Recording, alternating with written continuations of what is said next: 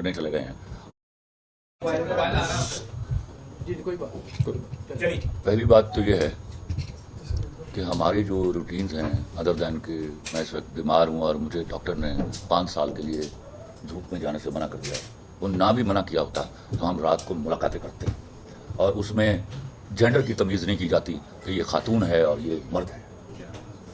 तो ऐसी मैं 10 दफ़ा मैं जा चुका हूँ। जब मैं मर्दों से रात को या मिड नाइट्स को मिलता हूँ उस वक्त कोई एतराज़ नहीं है। तो ये तंजीम साजी थी क्या कि मैं 4:40 पर जब पॉप हटी है, जब सुबह सादक है और मैं वहाँ जाता हूँ रात तक, तो मैंने अग्री नहीं किया। मुझे पिछले 15 दिनों से ये कन्विंस करने की कोशिश की जा रही थी and eventually I decided to go at 4:40।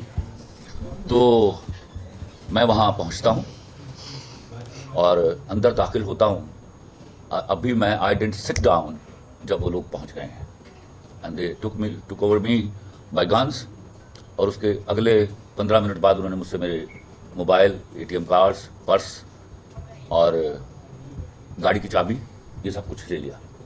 फिर उनमें से एक ने कहा कि जाओ पैसे निकलवा के आओ।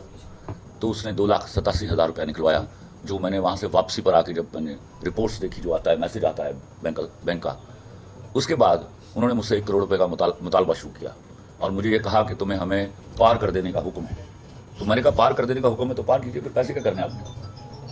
फिर मुझे डराया गया, ओ तू इतना बड़ा आदमी, मेरा दिल नहीं कर रहा कि तेनों जानों मार दिया।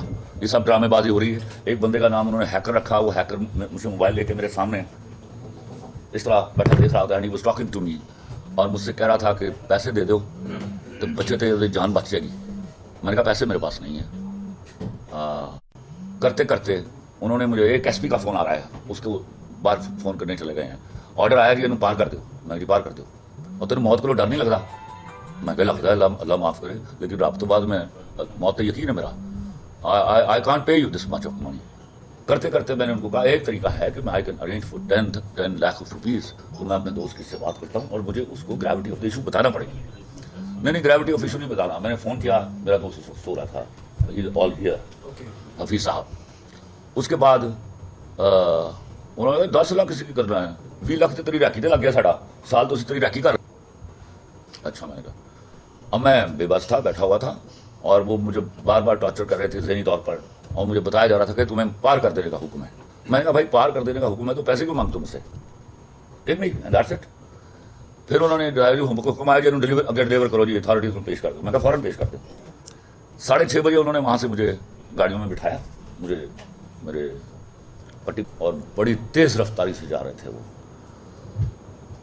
और फिर वो एक जगह पर पहुँचे हैं, वहाँ जाके उन्होंने गाड़ियाँ रोकी हैं और मुझे नीचे उतारा है। एक नहर का पुल था, वहाँ मुझे बिठाया पौने घंटा। फिर दूसरी तरफ से वो आए हैं, फिर हम ऊपर चढ़े हैं, दोबारा उधर गए हैं, फिर गाड़ियों में बिठाया और फिर वो उस नामालूम जगह पर ले गए हैं जहाँ उन्होंने मुझे कुछ 3 घंटे ज़हनी और जिस्मानी तशद्दुद किया।